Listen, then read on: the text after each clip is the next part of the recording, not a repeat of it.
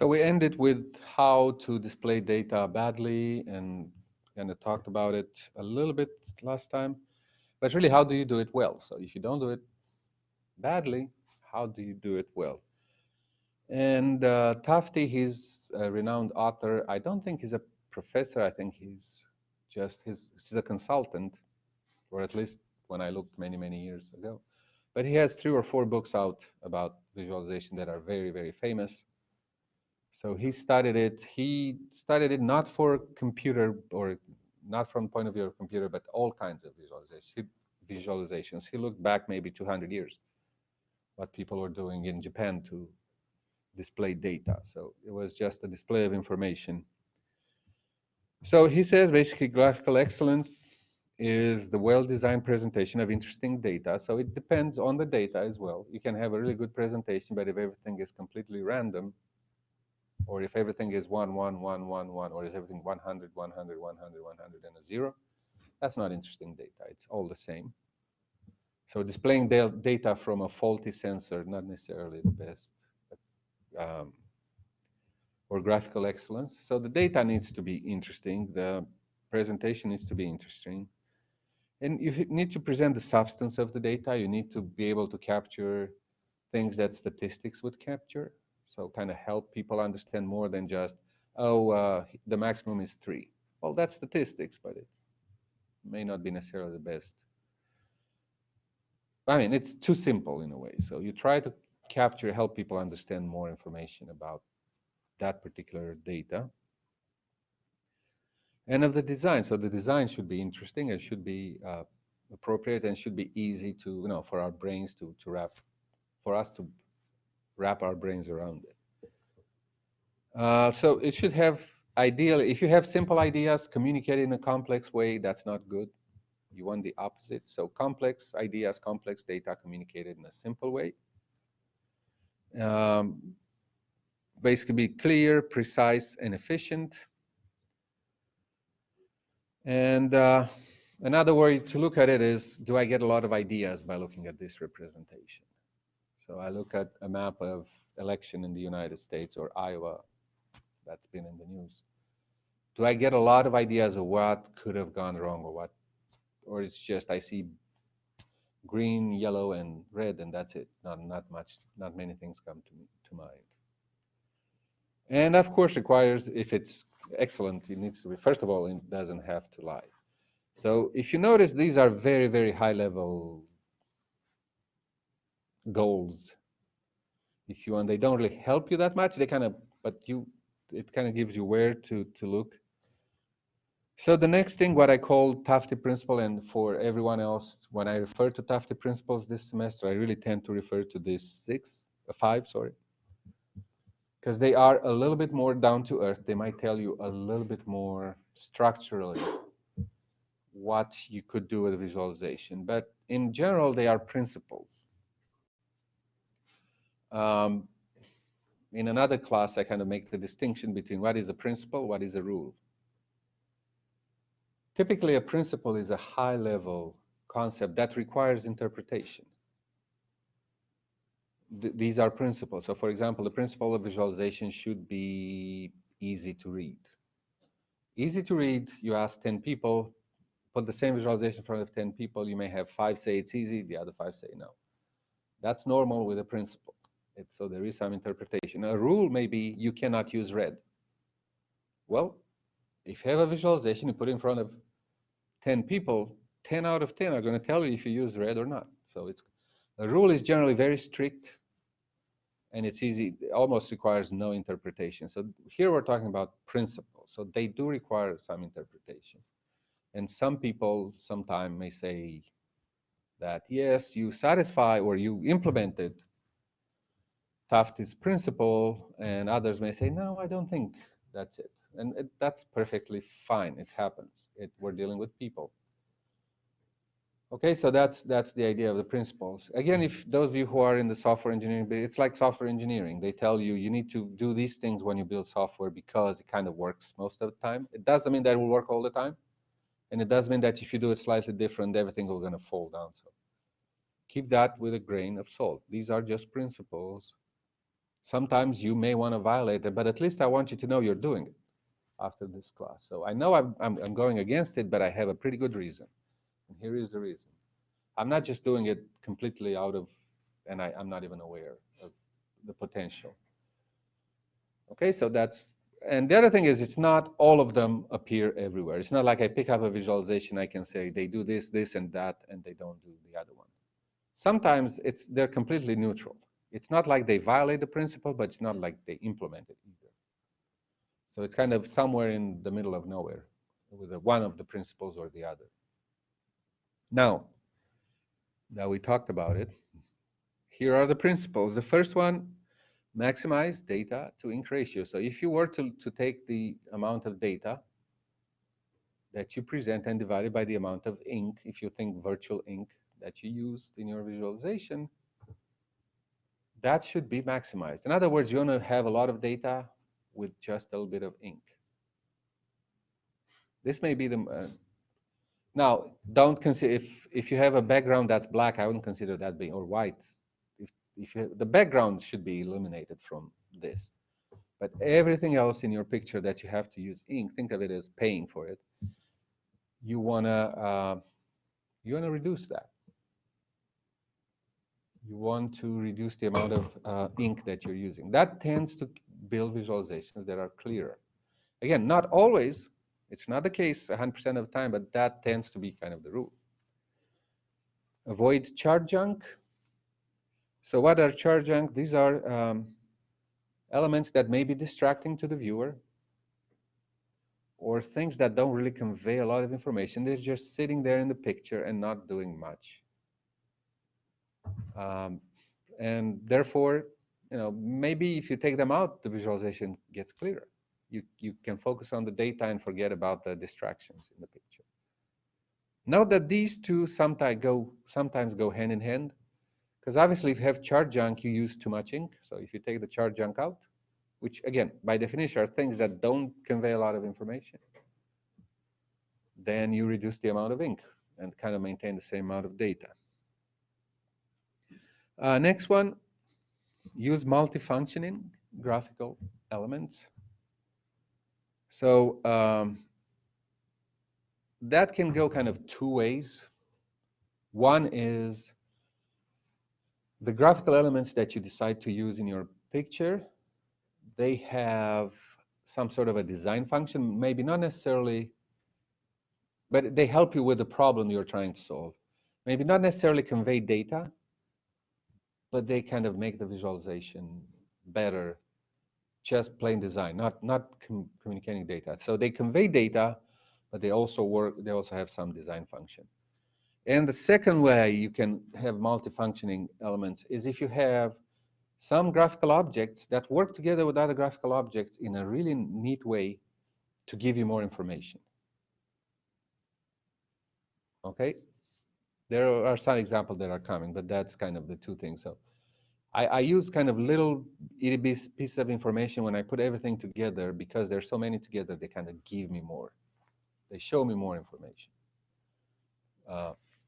The way they kind of combine with each other. So that would be multifunctioning graphical element.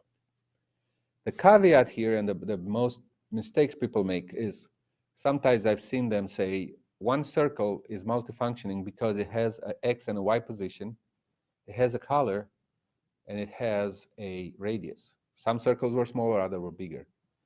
That's not multifunctioning. Every circle has that. I mean, it's just kind of normal way of a circle to exist in a visualization.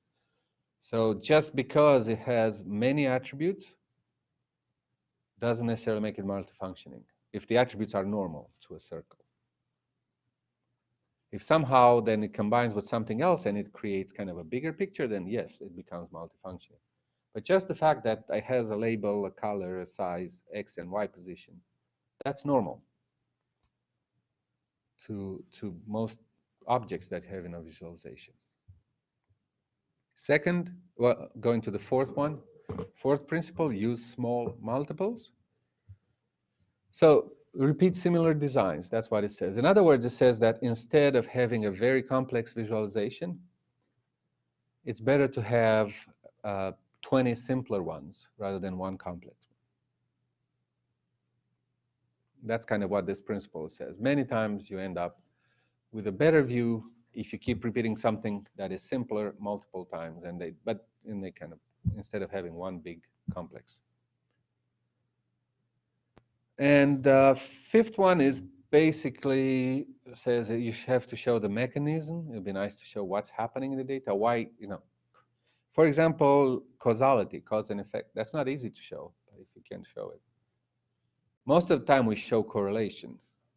That's not necessarily cause and effect. We don't know which causes what.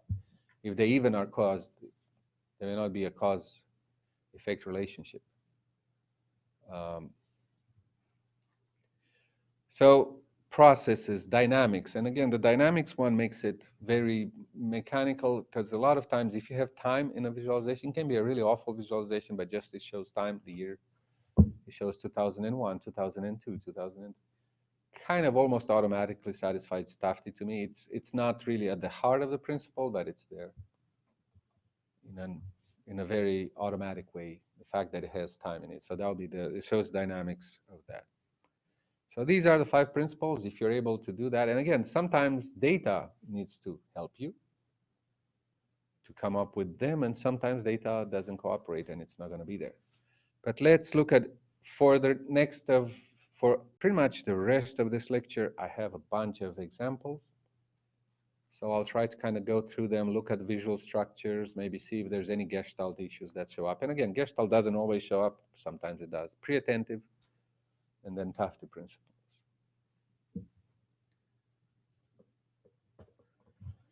So the next few ones I copied them from Tafti's books.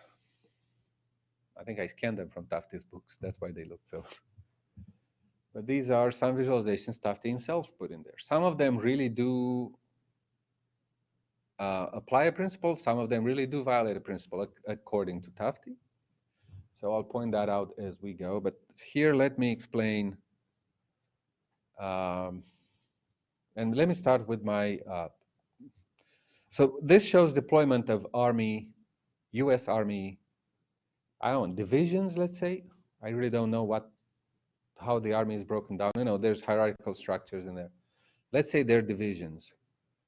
The First World War, you can look at the dates, kind of 1917, in Europe. So at some point, the U.S. kind of got involved in the First World War, and they started sending troops to Europe to help the Allies. I'm not sure if they were called Allies at the time. I know in the Second World War they were. For the first one, I forgot my history.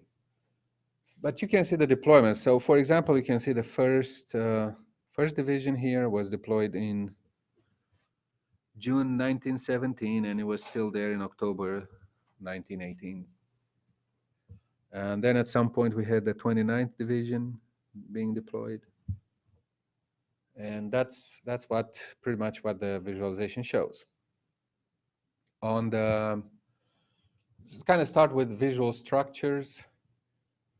Space seems to be composed of 2 axes. One of them is not actually shown, but it feels like it's there, the y-axis. The x-axis obviously is represented there. They're both linear axes, and they use composition. Okay, now if somebody says there is no y-axis, I may say probably, yeah, I would agree with both those assertions, but it feels like they're aligned vertically as well. So there probably is some order. It's not completely chaotic. So that's spatial substrate. The marks themselves are just labels. They have color.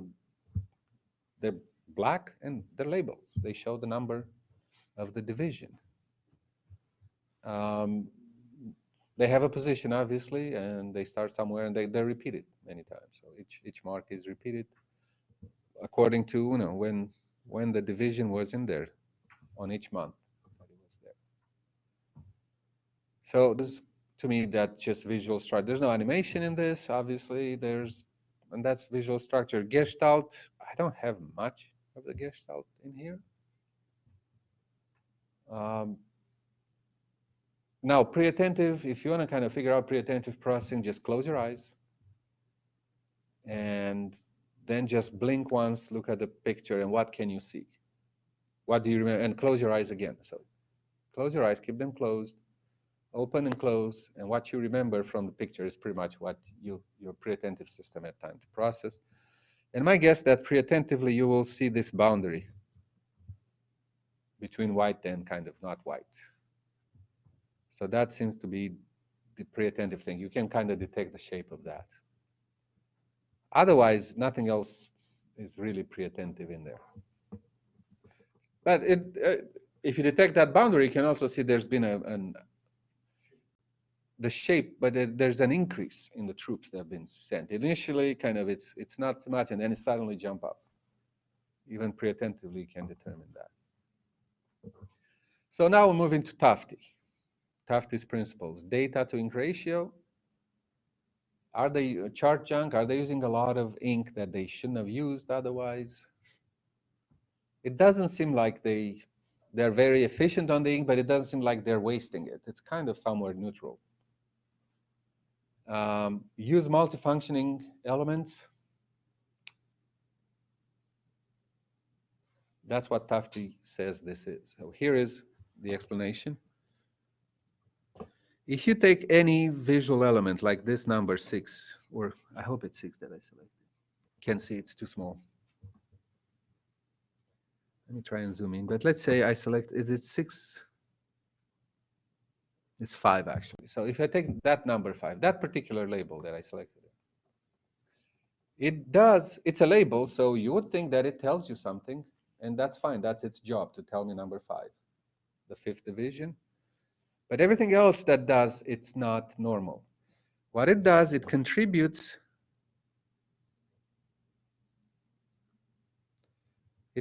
with the other numbers together to form this that looks like a bar chart. Tells me how many divisions were there. So that's one thing that not all labels do. I haven't seen labels do that. So it's out of the ordinary. The other thing that it does, again, it contributes with all the other 5s to point out the length of deployment. And it also kind of tells me, that particular 5, it tells me that the 5th division was there in July of 1918. So it tells me what month it was. So because of this, it's kind of an unusual, and it's a very, very effective way of using the labels themselves. Use the labels to create the stats. Use the labels to create the length of deployment. Use the labels to see when each division was there. So if I want to figure out if that 5th division was there in August of 1917, I can see no. The fact that it's missing from there. So Tufte think it's using multifunctioning graphical elements. That's what he points out for this particular one. Small multiples, no, not really. Yes, I have 5 multiple times, but that's just like having a bunch of dots in a scatter plot. Yes, I may have 100 dots, but doesn't mean that I use the dot is. So for small multiples, you have to kind of, the rule there is to figure out, is that a visualization by itself? If I take that away from the picture, if I don't look at anything else, that's one visualization, or it's just one element. So in this case, it's just one element. So it's not multifunctioning. Again, technically, it does have time in it, so you can say yes, it satisfies technically the show dynamics of causality or that. So that's kind of my analysis on going through this. One other point, again, I know it's late at night. There's something that makes this visualization work that wouldn't work. That's in the data. Can anyone figure it out? At least for the thing that why this works so well, it's because you don't have divisions that get pulled out and then sent in. Because if you do that, then the whole thing kind of starts to, you won't be able to, it's kind of easy to follow, for example, this.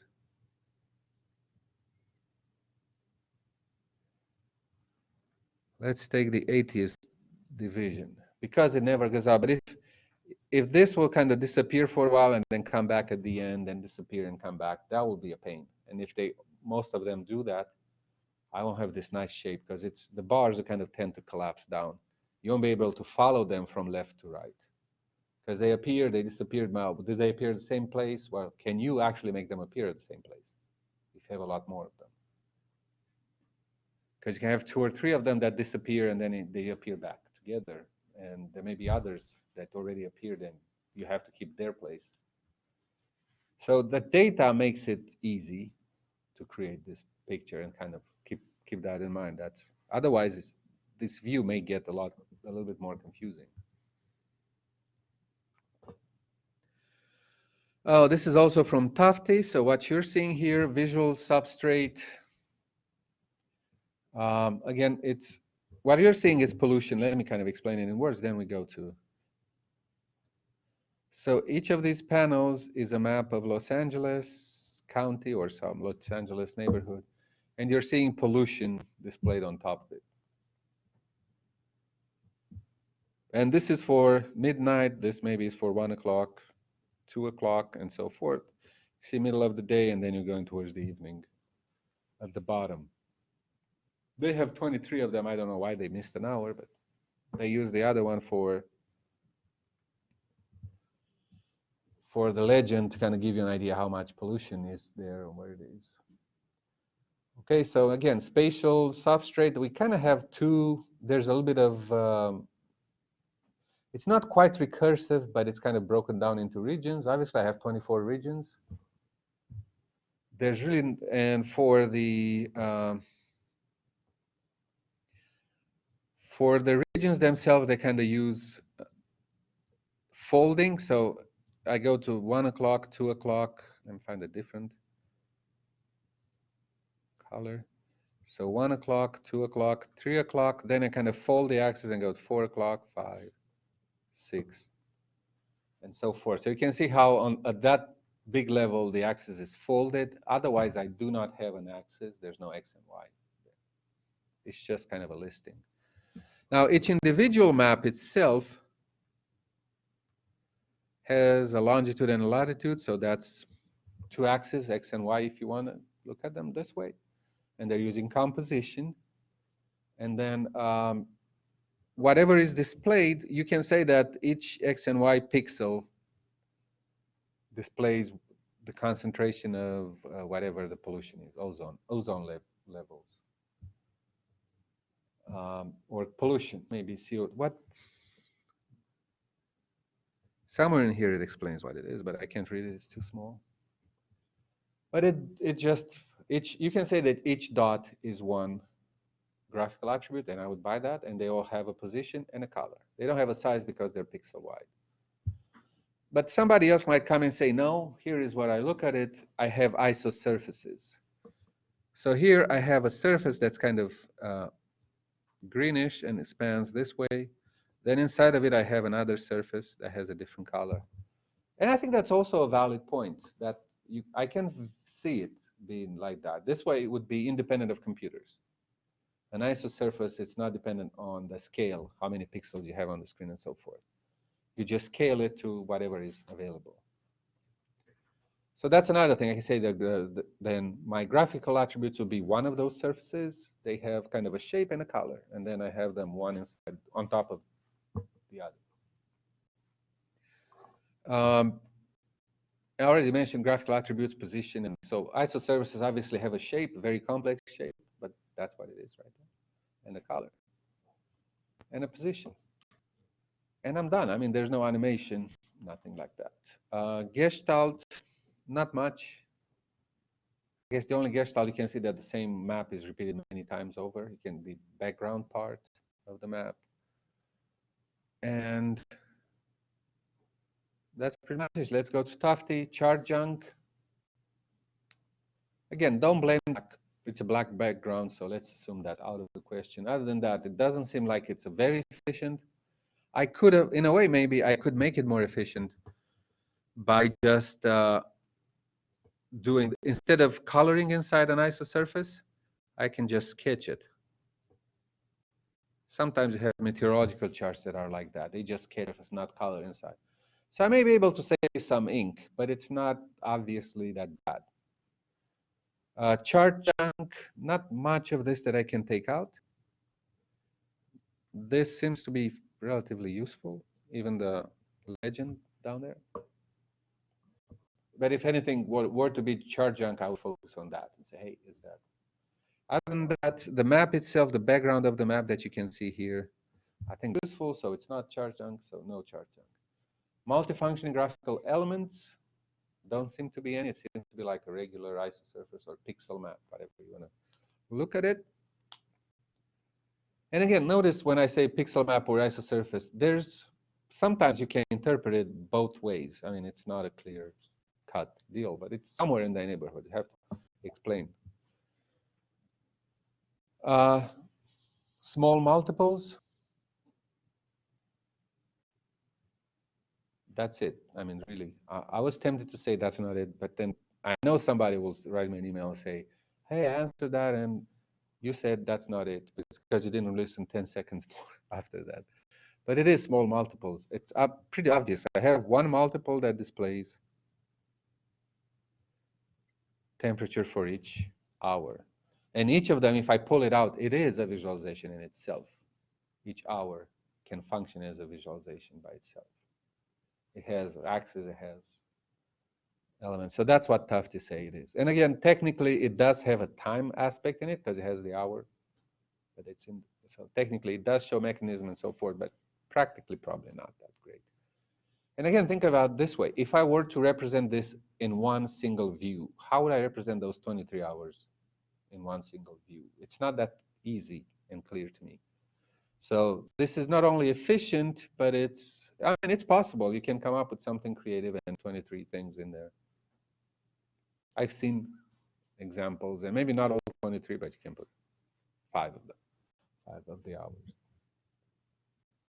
But that's an example of small multiples.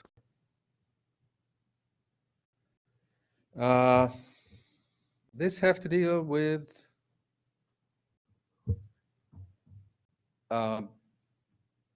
fish. So herring, I think it's herring somewhere in the North Sea. The idea they're trying to make here is that it's been overfishing. They've been overfishing. So let's say they pull up herring, and I'm not sure how they measure, but apparently they can measure the age of the herring. So whatever the fishermen would put on the boat, they would measure and say, this is how many herrings, and let me change color. This is how many herrings have 4-year-olds. Almost none of them are 3-year-olds. Here is 4-year-olds, 6, 7, and so forth. You see, there aren't that many old herring there. But that's not the point. That's not proving overfishing yet. And this is what they've done in 1908. Then 1909, they've done the same measurements, 1910, 1911. So that's kind of what you see there. Now, if I look at spatial substrate, again, it's broken down into pieces. I have almost no axis, but if you want, I have one axis that kind of goes down with the year. And then inside this, I have a y-axis that's not really shown. I mean, I don't even know the measurement. I just see kind of a relative measure for it. And I have a y-axis. So inside each and every area, I have that kind of the age of the fish and how many of them they found in the whatever, in the catch. So marks, I think marks tend to be, and again, I have two, you can view them two ways. You can say that, and probably the first one I tend to agree more. Each mark is a point, and then they're connected by lines. Remember when we were talking about marks, and I said, I don't know if the line is a mark. Is that line a mark or not? Probably not. Consider that each mark is one point. It's not even represented. You only see the connections. And then if you really want to stretch it, I think, but I can make a case that this is just an iso line, and I have one iso line per graph. But I think it makes the other one makes more sense in a way. So they have a position, obviously. They have, if it's an iso line, they have a shape. But that's it. Color is always black. No, nothing in there. No other attributes. In terms of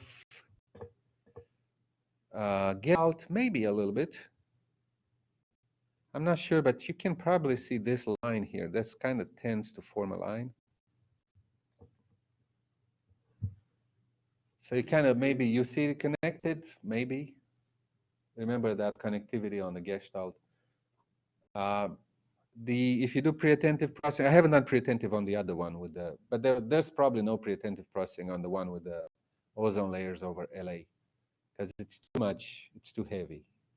You may be able to maybe determine the blocks in there. That's it. So you're not getting a lot of pre-attentive data, and here pre-attentively might be able to make this is an area that has a lot more black than the rest of the map. So kind of the density of black is higher there, so you may be able to figure that out. Okay, Tafte's principles, chart junk, data ink ratio. Data ink ratio seems to be really small. Almost, if you remove anything, you miss. They're very scarce. Chart junk, there's not much of chart junk there. There's almost nothing other than the.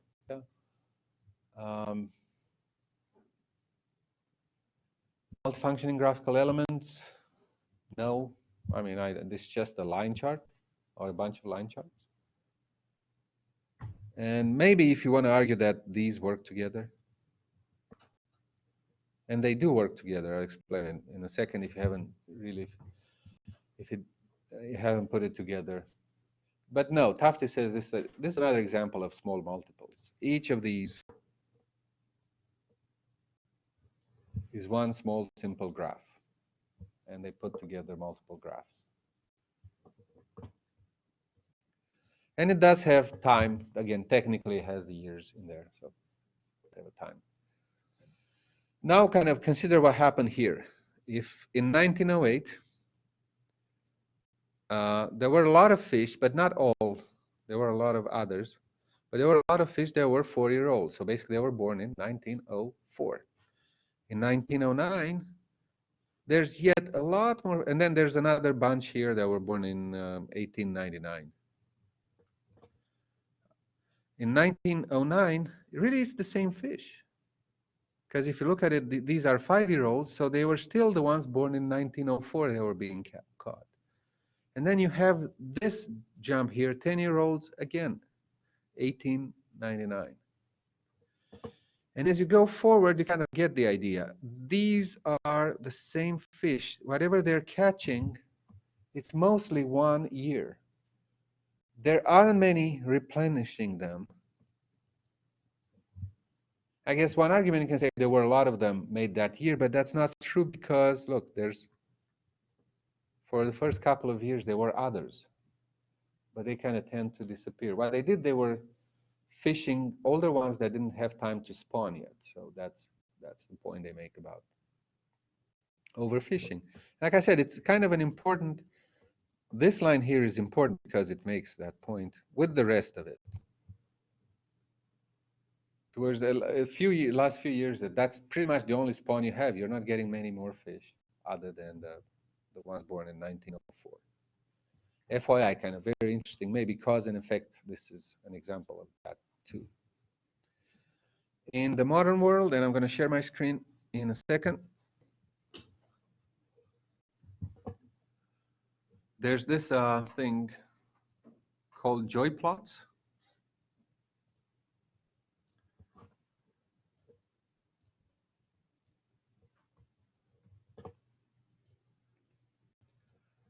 That look a lot like whatever they have done a long time ago, almost on paper. So it's kind of the same idea, but you can do it if you're do it with a package that's built for R. R is a statistics kind of programming language. Well, it's not only a program. Well, it's kind of like a programming language.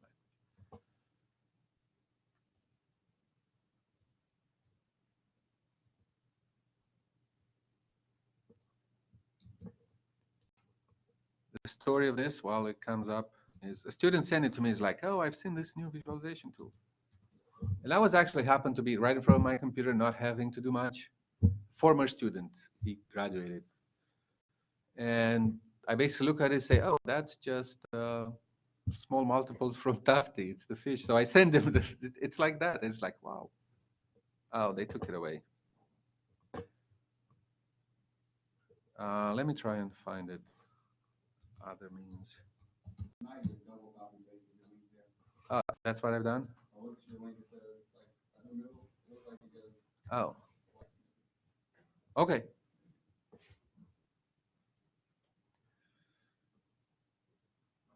So formally joy plots, they even call them ridge plots. But you can see here,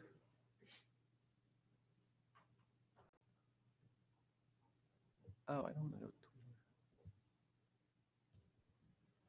You can see here, pick for sports and leisure, playing billiards. You kind of see when people tend to do that. I don't know how correct the data is, but you kind of see kind of the same idea. You have the line plot on top of each other, and they put a lot of them, instead of having years, they have different data dimensions. So you kind of see what's happening, morning peak and evening peak in there. Again, this is about parties, asymmetric polarization, and I don't know how they measured it, so don't get on my, I don't know what part of spectrum. The point they're trying to make is that, first of all, they're being more polarized than 40 years ago or so, 50 years ago, well, 60 years ago. And then they kind of try and say that the GOP is more polarized, and I haven't looked at the data. The picture, that's what the picture displays. The kind of Democrats tend to be more in the middle, and it seems too partisan.